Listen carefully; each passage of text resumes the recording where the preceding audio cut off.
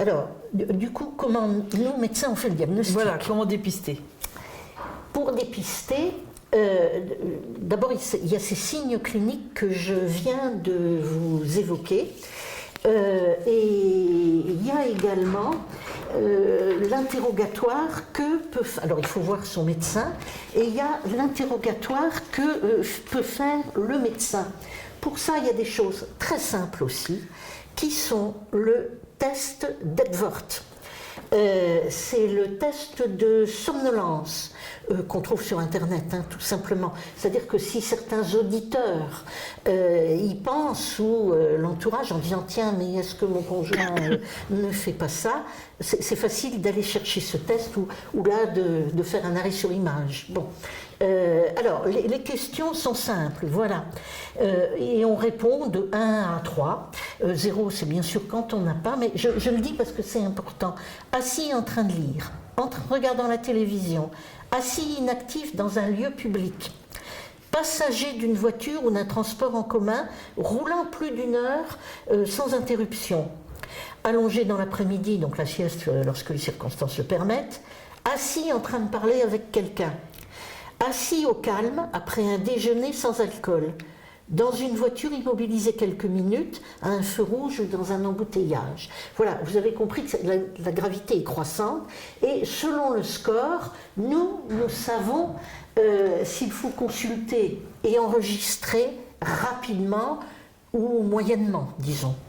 Alors, mais quand on s'endort au volant soi-même, le feu rouge, hein, les embouteillages, alors là, il faut vite au travail, il faut vite être enregistré. Alors, l'enregistrement, c'est quoi? C'est ce qu'on appelle là, alors je ne veux pas oublier aussi qu'on peut être amené à faire un examen ORL pour les raisons que je vous ai dites tout à l'heure. Hein, l'enregistrement, vraiment, l'examen essentiel, c'est ce qu'on appelle la PSG, la polysomnographie. Ça veut dire qu'on enregistre le sommeil, on enregistre pendant le sommeil. Alors, ça se fait bien sûr à l'hôpital, du coup, avec ces modalités-là qui sont peut-être un peu résumées sur cette planche, où, alors, ce sont des électrodes uniquement de contact, comme quand on fait un électrocardiogramme, hein, c'est tout. C'est pas douloureux. Donc, ça n'a rien de douloureux. Vous voulez que je le tienne, peut-être? Merci. Alors, la partie essentielle, donc, le sommeil par l'électroencéphalogramme, qui nous permet de savoir, ce que je vous disais tout à l'heure, si on est en sommeil léger, si on n'atteint pas le sommeil profond, et donc si aussi le cerveau s'arrête, hein, quand on fait, j'ai déjà vu, enfin, il arrive qu'on fasse 2 minutes d'apnée. Le cerveau, il n'aime pas. Hein. Il y a malheureusement aussi des morts subites qui s'expliquent comme ça. D'accord. Pendant le sommeil. Hein. On voit les mouvements oculaires. Je ne vous explique pas pourquoi ce serait trop long, mais c'est parce que ça fait partie de l'interprétation du sommeil pour ce qui est des rêves, du sommeil paradoxal. Les muscles, et vous avez compris, à cause des apnées centrales aussi, et voir donc si il y a une obstruction, mais que les muscles essaient de faire respirer quand même. Donc l'équivalent d'un électromyogramme. On met une ceinture abdominale ou d'autres éléments. Quelques électrodes pour un électrocardiogramme, puisqu'il y a un retentissement, et surtout, donc bien sûr, le rythme respiratoire avec des sondes, une petite sonde dans le nez, des capteurs, c'est tout, voilà. Bien, ça c'est la polysomnographie qui va donc nous permettre de chiffrer avec tout ça le nombre d'apnées et d'hypopnées par heure. Et je vous assure qu'on arrive à des scores monumentaux. Alors, au-delà de 30, il faut soigner impérativement. On va y revenir. Alors, le problème de la polysomnographie, c'est que si vous voulez, pour nous, ça veut dire analyser 8 heures de sommeil. C'est pas une mince affaire. Bon, donc ça prend du temps. Ça nécessite une hospitalisation Il arrive qu'il faille la recommencer, je le dis, parce qu'on a parfois ce qu'on appelle l'effet première nuit.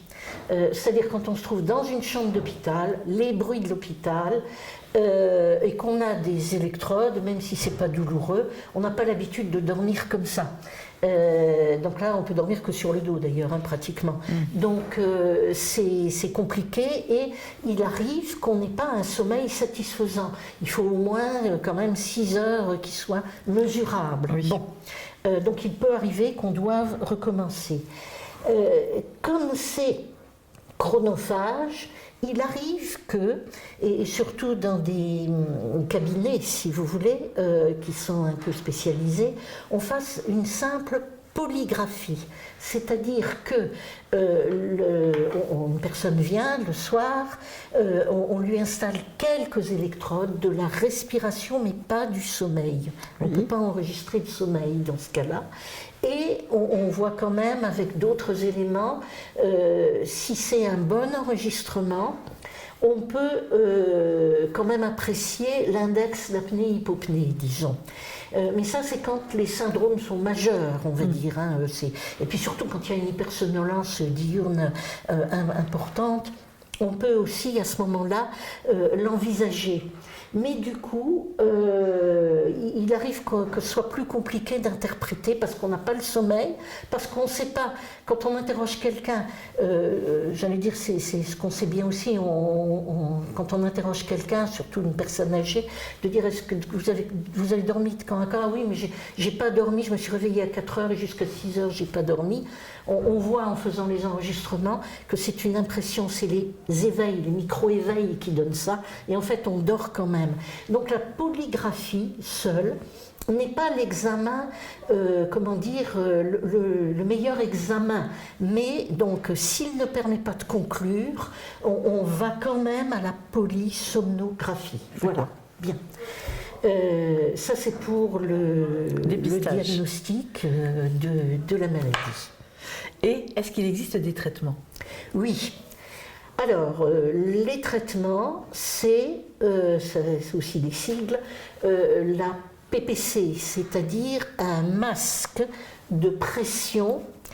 Comment vous dire?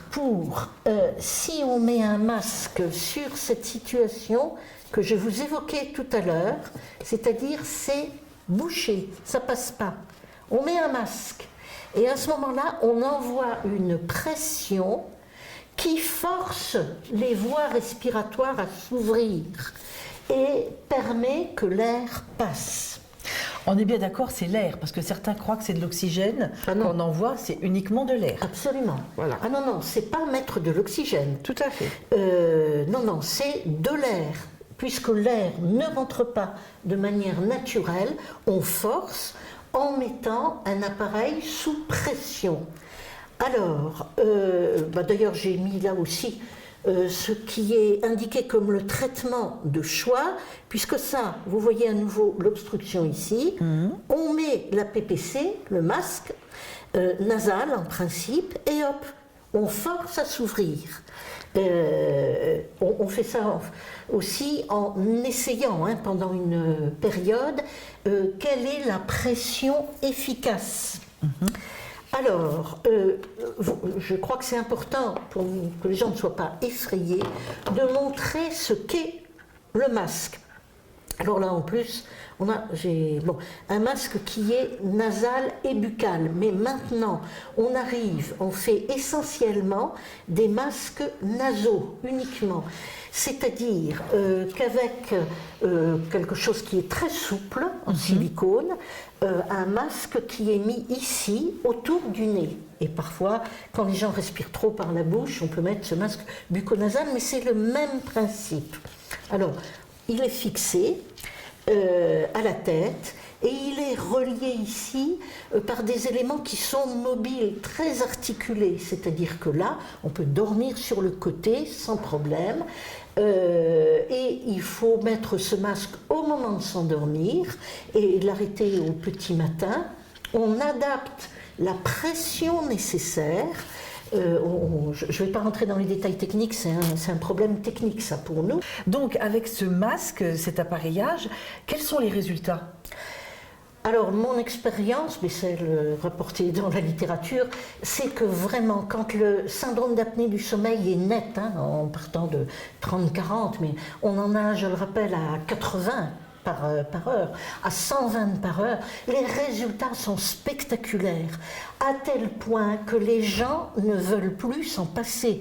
Alors ça, pour eux, il est hors de question de leur enlever l'appareil. Et ils reviennent me voir, d'ailleurs, en disant, mais je dois partir en vacances, comment je fais, etc. C'est d'ailleurs très bien organisé maintenant par les prestataires de services, qui ont des correspondants partout. Petit détail aussi, quand on va à l'étranger et qu'on prend l'avion, on prend son appareil avec soi, il faut prévenir la compagnie ou en tout cas prendre l'appareil avec soi, hein, pas dans la soute parce que comme c'est un appareil qui génère de la pression, il ne faudrait pas qu'il soit abîmé à l'arrivée, quoi, voilà, et qu'il ne serve plus. Parce que vraiment, les gens ne peuvent plus s'en passer. Le résultat se fait sentir essentiellement sur la qualité de vie. C'est-à-dire que ces endormissements dans la journée disparaissent, les gens retrouvent leur dynamisme, retrouvent une vie normale. Et pour nous médecins, on voit que l'hypertension diminue, que du coup, il y a moins, on mesure moins de récidives des AVC, parce qu'on sait que ça peut, ou les AIT, oui. Hein, que ça peut se renouveler.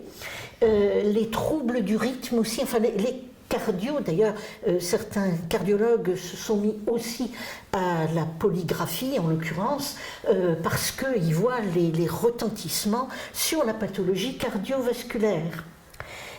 On sait toutefois que l'efficacité et ces très bons résultats sont en lien avec la durée de ce qu'on appelle l'observance. C'est-à-dire parfois, on nous pose la question, alors, quand le syndrome n'est pas très important, à 30 ou bien, nous savons aussi que s'il y a une hypersomnolence diurne, hein, les endormissements, et que le chiffre est à, disons, 25, il faut quand même appareiller les gens. Bon.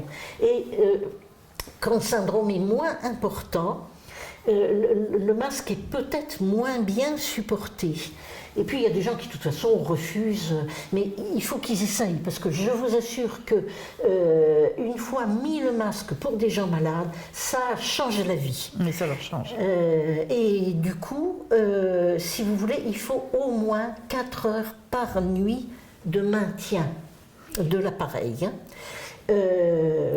Voilà ce que je peux dire. Alors, vous m'interrogez sur les traitements. Je dois quand même parler de la part chirurgicale éventuelle, qui est, alors d'abord, quand, en fait, au niveau du bilan, on voit que le problème est surtout ORL, qu'il peut y avoir des déformations du voile du palais, enfin, un certain nombre... Des grosses amygdales, on m'a déjà dit. Ou... Oui, alors, mais vraiment des très grosses amygdales. Hein. Alors, on peut être amené, et puis, quand on a le syndrome et que l'enregistrement ne correspond pas, c'est pas, enfin, bon, du coup, on peut être amené, alors, je ne sais pas si ce schéma va être explicite, mais disons que voilà ce qu'on peut faire en chirurgie. On a ici, initialement, donc la luette et le voile du palais, qui peuvent obstruer. Et la chirurgie va resséquer, donc enlever une partie du voile du palais et la luette. Et voilà ce que ça donne pour restaurer la circulation. Alors, d'abord, ça a quelques effets secondaires dans l'immédiat, hein, à cause de l'absence de la luette. Donc, pour avaler des liquides, il faut d'abord une certaine habitude, hein, reprendre. Bon, et c'est pas évident. C'est un traitement qui est fait soit chirurgicalement, ça s'appelle une uvulopalato-pharyngoplastie, là ce que je viens de vous expliquer, hein, la résection, donc d'enlever cela. Ça peut se faire donc chirurgicalement et ça peut se faire aussi chirurgicalement par laser. Ça dépend des équipes, disons. Ça a une efficacité qui est donnée à peu près 60%. C'est-à-dire, ça marche, mais pas à tous les coups. Voilà. Et ça va surtout être donc, soit pour des problèmes ORL initiaux, soit en cas d'inefficacité ou d'intolérance vraiment majeure au masque. Voilà. On m'a parlé aussi des orthèses mandibulaires. Ah oui, tout à fait. Alors, les orthèses mandibulaires, là, je n'ai pas pris de documentation, mais tout au début, je vous ai parlé de le rétrognatisme, c'est-à-dire quand la mâchoire inférieure est trop en arrière. Alors, à ce moment-là, on met des orthèses, là aussi, elles sont en silicone, c'est comme des prothèses dentaires, soyons clairs. Voilà. On prend, alors là, pour ça, il faut voir des ORL ou des dentistes très spécialisés. Là, il faut aller dans les grandes villes, dans les grands centres, parce qu'il faut à ce moment-là faire des scanners et préparer. Maintenant, ça doit être possible avec les imprimantes 3D, mais des orthèses mandibulaires, c'est-à-dire on met l'équivalent d'une prothèse dentaire sur la mâchoire inférieure pour avancer, la prothèse d'avancée mandibulaire, pour qu'on soit bien en bonne obturation, ce qu'on essaie de faire aussi avec l'orthodontie chez les enfants. Donc, le traitement essentiel reste le masque, le plus logique. Mais dans des cas comme ça de rétrognatisme important, ou aussi en échec du masque, de la PPC, qui s'appelle aussi CPAP, enfin peu importe, on puisse recourir à ces modalités. Voilà. Donc on peut vivre normalement, si on est appareillé, si on est traité avec une apnée du sommeil. Tout à fait. Mais je suis quand même obligée de parler d'autre chose qui est, c'était introduit tout à l'heure, l'hygiène et la diététique. Alors, soyons clairs, bien sûr, on va recommander à tous nos malades, dont la plupart est en obésité, de maigrir. Bon. Mais c'est pas facile, parce qu'on s'adresse à des gens déjà plus âgés, forcément. Donc il y a déjà eu tous les régimes et donc tous les faits yo-yo. C'est rare que ce soit franchement efficace quand on est en vraie obésité.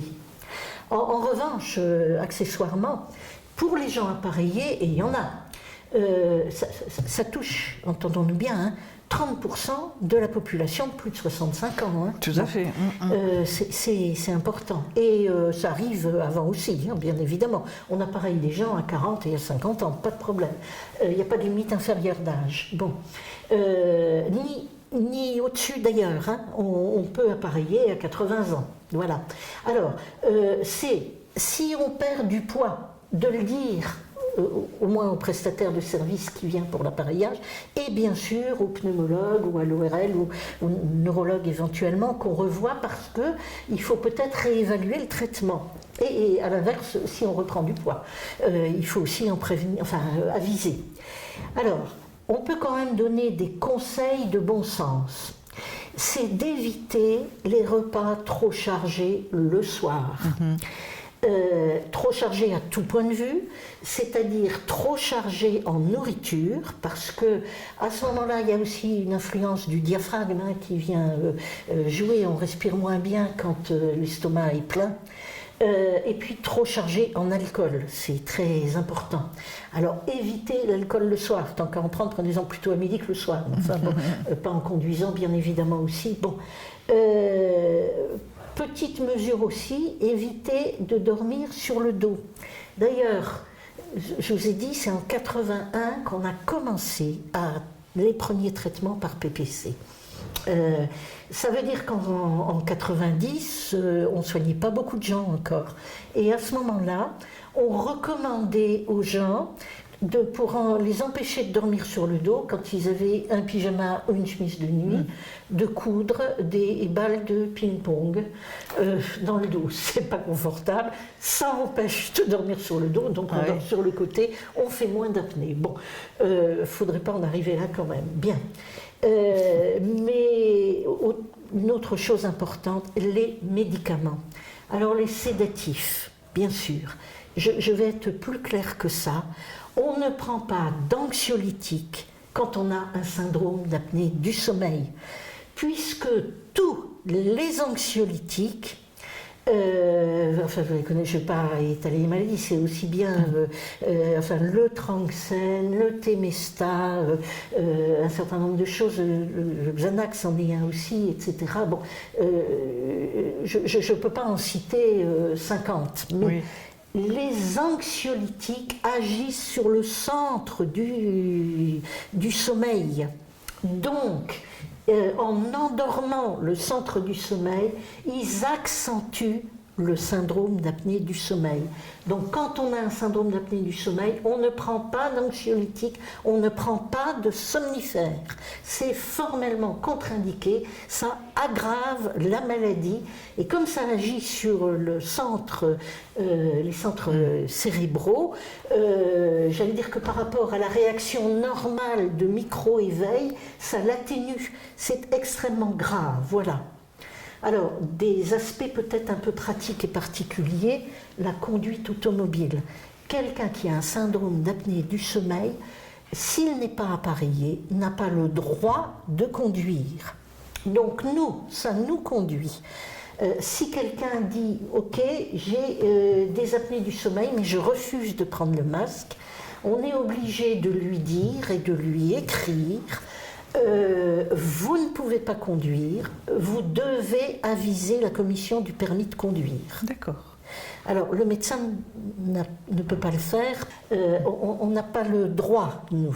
Bon, mais il faut qu'on prenne tous les moyens, le médecin traitant aussi, l'entourage, pour convaincre les gens qui ont un syndrome d'apnée du sommeil, ne peuvent pas conduire, ils représentent un danger sur la route pour eux et pour les autres. C'est des petites mesures. Ça mérite d'être traité et je vous assure, et tous ceux qui sont appareillés, demandez-leur, ça change la vie, il ne faut pas hésiter à se faire dépister pour être correctement traité. Voilà ce que je peux dire. Écoutez, merci beaucoup, Dr Lang, et puis on se retrouve pour une prochaine émission. Merci. Merci.